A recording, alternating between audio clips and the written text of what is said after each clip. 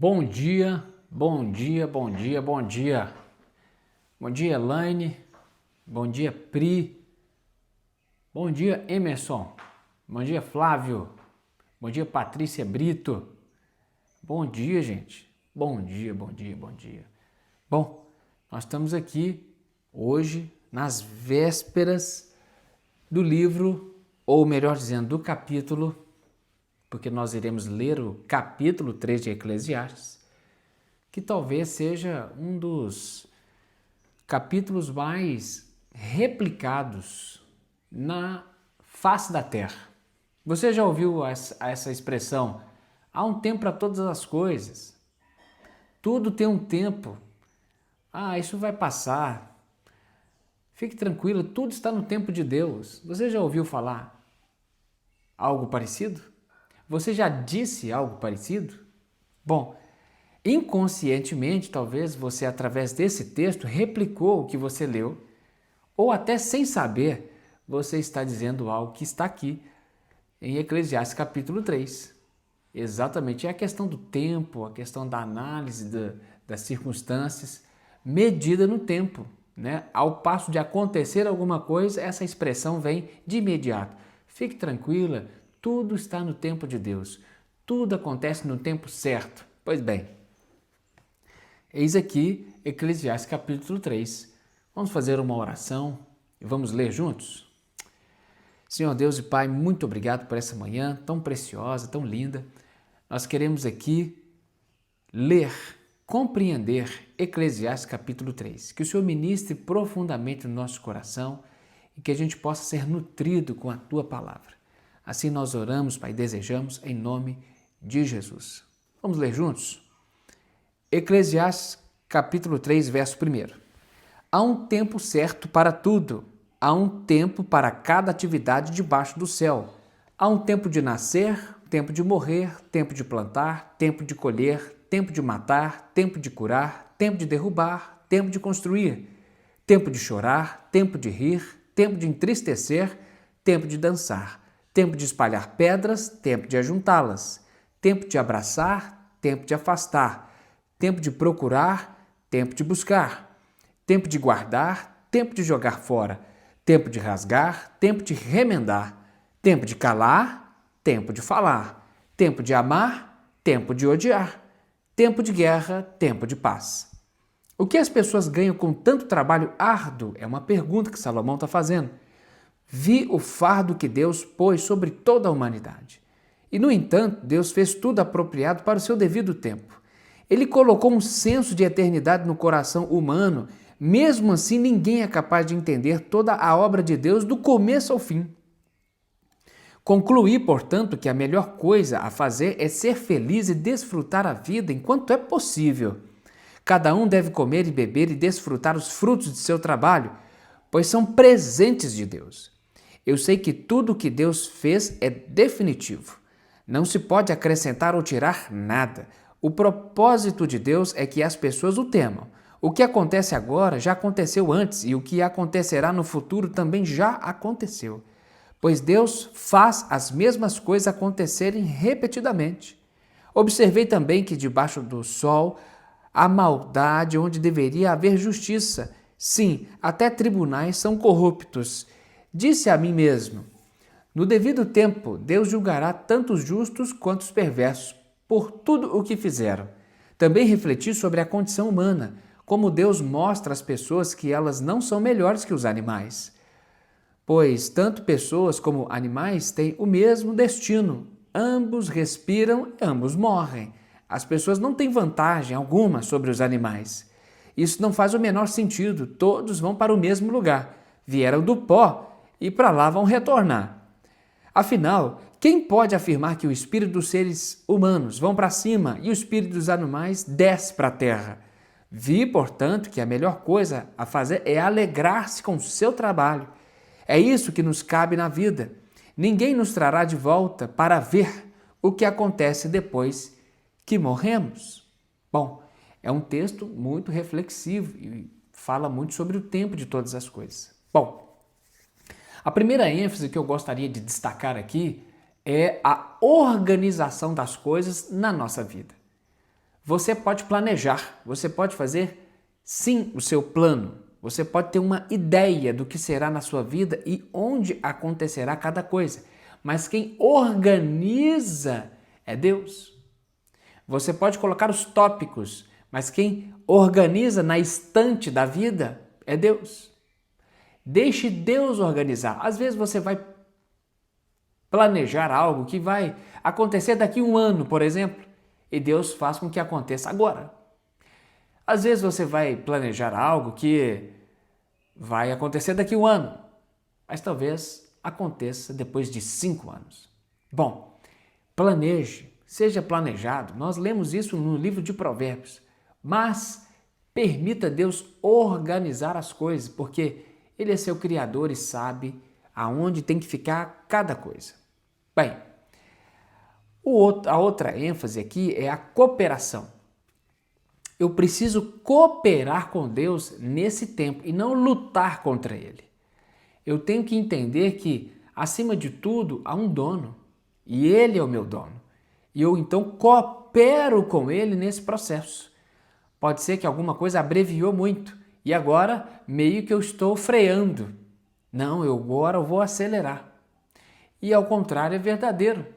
Então eu coopero com Deus à medida com que Ele vai permitindo que coisas aconteçam na minha vida, para que eu possa abreviar esse aprendizado o quanto antes e coopere com Ele em tudo que tem acontecido na minha vida. Eu não vou lutar contra Deus, eu não vou brigar com Ele, eu apenas aprendo com Ele e agora então estou pronto para cooperar com tudo o que acontece na minha vida. A terceira ênfase então é desprender do passado, esquecer um pouquinho o futuro e viver o agora. Eu tenho um relógio de pulso aqui, ó, tá no meu braço. Se eu chegar nesse relógio de pulso aqui agora, abrir esse pino, e agora são aproximadamente 7 horas da manhã. Se eu pego aqui e jogo para 3 horas da tarde e clico aqui, eu estarei 3 horas da tarde? Não. O meu relógio não é o relógio de Deus, eu não consigo acelerar. Eu não consigo, por mais que eu queira, ir para 2026 agora. Não consigo. Em minhas orações pode até ser que eu regue alguma coisa. No meu planejamento pode até ser que eu regue alguma coisa. Mas o que eu faço hoje determina o 2026. O que eu estou fazendo aqui agora. Então, alto lá. Às vezes eu estou orando para ter uma família maravilhosa, um relacionamento com filhos assim tremendo. Mas ao passo de eu chegar em casa, eu mal pego um carrinho para brincar com ele. Eu nem sento na mesa para conversar com a esposa, só fico com o celular no rosto. Então, o que eu quero trazer nessa terceira ênfase é que nós temos uma incoerência gigantesca ao preocupar com o futuro quando nós jogamos o presente na lata de lixo. Essa é a terceira ênfase. Bem, indo para os pontos principais, gostaria de iniciar pelo primeiro versículo, que diz assim: há um tempo certo para tudo, um tempo para cada atividade debaixo do céu. Bem, há um propósito para cada estação da vida. Há um propósito claro, nítido, sem aquela visão abstrata. O que eu preciso é me fazer uma pergunta. E aqui eu destaquei nas minhas anotações uma pergunta fundamental, que é essa: Deus, o que quer que eu faça nesse tempo? É uma pergunta. E me permita aqui uma reflexão. Aquele que teve um encontro genuíno com Deus, eu vou dizer algo para você nessa manhã. E eu não estou diminuindo o seu sentimento. Por favor, não encare dessa forma. Mas aquele que teve um encontro marcante, transformador, único com Deus, para essa pessoa não existe notícia boa, notícia ruim. Notícia grande, notícia pequena.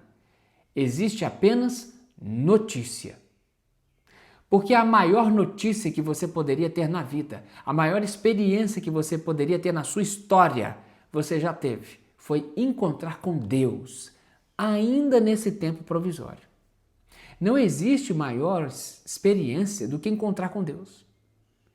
Porque tudo depois disso é apenas algo assim, quase irrelevante. Você teve a maior experiência da vida humana, é de encontrar o Criador, o Senhor dos Senhores, o Rei dos Reis, cara a cara. Bom, isso precisa fazer sentido para você e logo precisa colocar o seu coração equilibrado. Você trombou com o dono do tempo. Ele é o tempo. Na verdade, ele é atemporal. Ele é o dono, ele é o criador do Cronos. Bem, como não descansar o meu coração numa afirmação dessa? Há um propósito para cada estação. Confie nele. Porque, do contrário, uma notícia boa pode tirar você do trilho. Um recurso que você recebeu, uma porta aberta profissional que acabou de ser ofertada para você, isso é uma tentação para você e você desvia do caminho. Você busca para um tempo melhor para a sua vida. Você busca um cônjuge. Ao passo de Deus te dar esse marido, te dar essa esposa, sabe o que você faz? Você abandona Deus. Quando você pede oportunidade de trabalho melhores remunerações, Deus abre a porta, sabe o que você faz? Você dá tchau para ele. Então, nem sempre uma notícia boa é boa para você. E olhando pela perspectiva do ponto ruim, você já matou a charada. Bem, o ponto ruim às vezes pode até te aproximar mais de Deus. Eu fico vendo nos lares quando um membro da família adoece. Como que nós viramos mais acalorados na nossa oração? Como a gente se dedica mais à oração? Como a gente está mais perto de Deus nessa hora? Porque nós estamos mais desesperados. Bem, é sobre isso que eu quero dizer no ponto número 1. Não há nada maior e melhor do que Deus.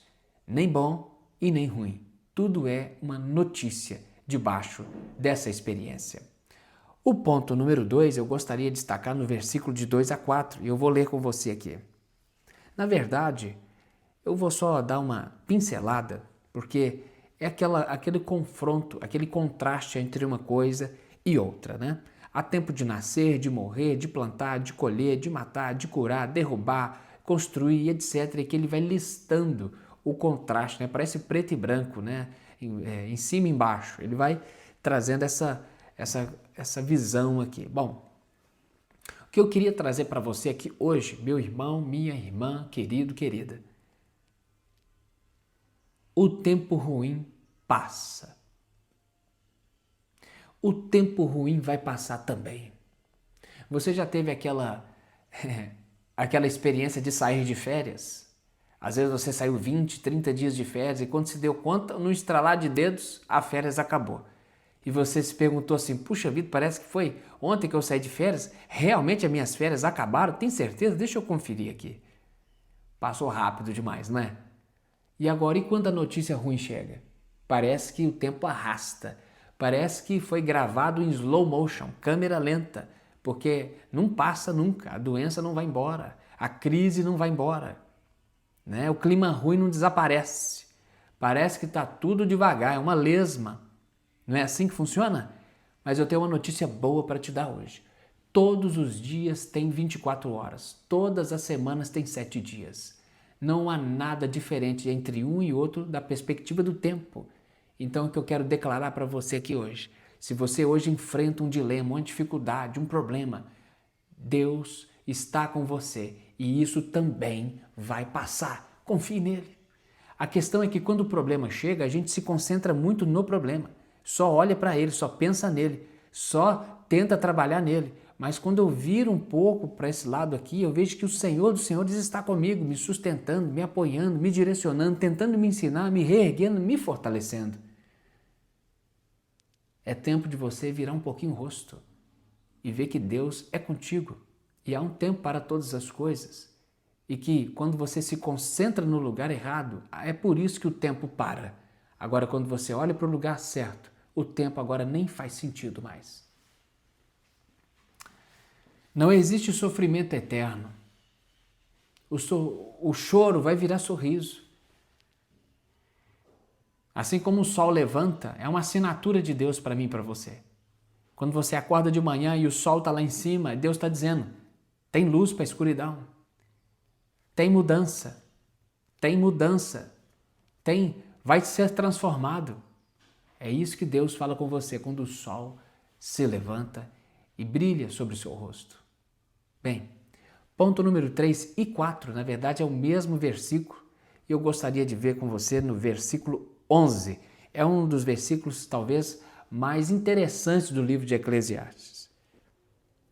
Vamos ler juntos. No entanto, Deus fez tudo apropriado para o seu devido tempo. Ele colocou um senso de eternidade no coração humano, mas mesmo assim ninguém é capaz de entender toda a obra de Deus, do começo ao fim.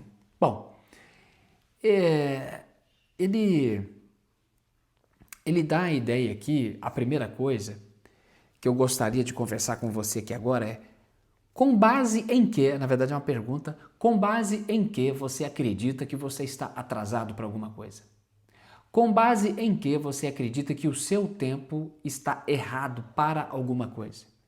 Você conversa com Deus para ter certeza disso? Ou você olha para o vizinho, o amigo, o grupo e com base nessa linha comparativa, você acredita que você está fora de tempo?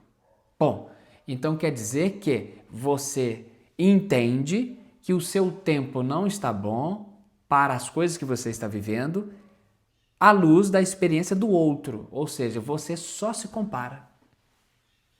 Esse é o primeiro ponto desse versículo aqui destacado em 2 momentos, né? O que hoje te leva a entender que você está no tempo errado? Você se compara demais? Nossa, eu tenho que comprar um carro porque o outro comprou. Eu tenho que ter um filho porque o outro acabou de ter. Eu tenho que comprar uma casa porque eu já estou aqui há muito tempo e o fulano já mudou. E aí você arrebenta a sua vida, porque você está vivendo o tempo do outro ao invés de viver o seu tempo. E essa base comparativa te arrebenta em gênero, número e grau. Isso faz sentido para você? Isso faz sentido para mim? Como nós somos alvejados na nossa mente com esse assunto. Faz sentido? E o outro ponto que eu gostaria de destacar aqui é na parte B desse versículo, que é onde Deus plantou a eternidade no nosso coração. Pois bem, aqui fala da dificuldade da compreensão da eternidade. Como que eu e você temos dificuldade em entender o plano eterno. A dica aqui é como nós estamos nos alimentando da eternidade nesse tempo. Porque a eternidade, qual é o tempo dela? É hoje? É amanhã? É depois de amanhã? É ano que vem? Não, a gente já vive nesse plano eterno. Contudo, como nós nos alimentamos dele? Você tem tempo com a família, tempo da academia, tempo do estudo, tempo do trabalho e por aí vai. A pergunta é, como que está o seu tempo com Deus? Como você se alimenta hoje para sua alma estar nutrida e fortalecida? Como hoje você lida com isso? O ponto aqui que nós estamos discutindo no ponto número 4 é que nós podemos alimentar sim o nosso conceito da eternidade agora, nesse tempo provisório, tendo tempo com a palavra de Deus, com a oração e com a comunhão. Entre numa célula, visite uma igreja, esteja em comunhão, congregue, não do ponto de vista religioso, mas do ponto de vista da sua necessidade de alma, de se nutrir das verdades do Senhor. Ponto quinto e último, destacado os versos 12 e 13. Leia comigo. Concluí, portanto, que a melhor coisa a fazer é ser feliz e desfrutar a vida enquanto é possível. Cada um deve comer e beber e desfrutar os frutos do seu trabalho, pois são presentes de Deus.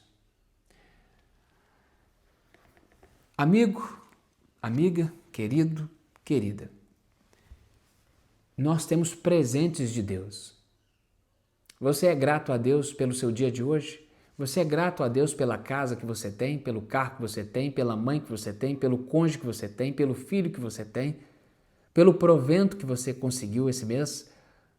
Tantas coisas você hoje é convidado a agradecer. O ponto número 5º e último é um convite para mim e para você. Parar um pouco de ver o que há de acontecer e começar a agradecer o que já aconteceu. Vou devagar. O ponto 5 aqui planta a gente definitivamente no hoje, no agora. Porque a partir desse processo aqui, dessa atitude nossa, a gente para de ver o que ainda não aconteceu, para de olhar para aquilo que ainda tem que acontecer e começa a agradecer aquilo que já aconteceu.